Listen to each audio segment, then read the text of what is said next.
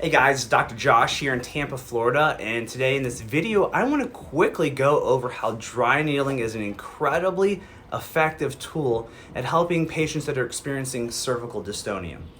Now, cervical dystonia is a tricky condition that doesn't have many good treatment options when it comes to conventional medicine. Most docs and neurologists are going to use Botox to help relax the tight muscles that are causing you to have a reduction in range of motion.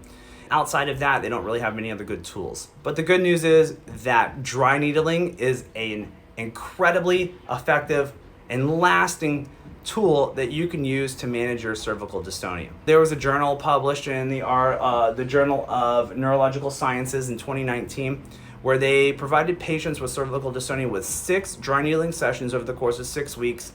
They measured the severity of their cervical dystonia or torticollis with a torticollis rating scale.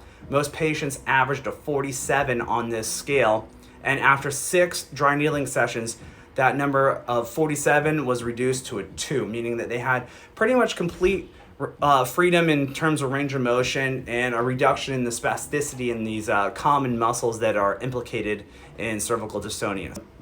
Some of the common muscles I treat here in my clinic in Tampa, Florida when it comes to cervical dystonia are going to be your SCM muscle that helps to rotate your head side to side, and it can be locked in a short and tight and spastic position, causing you to have that reduction in neck range of motion. The upper trapezius and the splenius capitis muscle in the neck.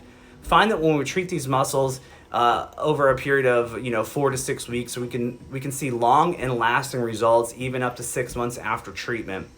Generally, patients that I see will do a series of treatments once a week for 4 to 6, maybe even 8 weeks, depending on the severity of their dystonia. And then we'll start spacing treatments out as far as we possibly can to keep them functioning at the level that they're comfortable with. So dry needling is a great tool that can cause a twitch response in these tight and spastic muscles and instantly give you freedom and an increase in range of motion and a reduction in the symptoms that come along with something like cervical dystonia. And it's all natural. It doesn't involve the injection of botulism.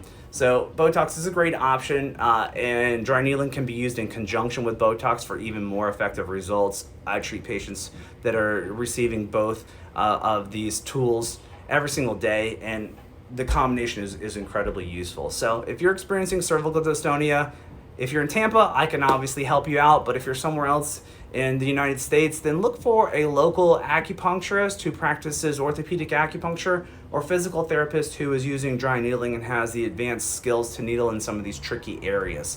But regardless, dry needling is a great option if you are dealing with cervical dystonia and you're not responding well to the treatment tools that your neurologist is using with you. So dry needling is helpful for cervical dystonia and the results are lasting.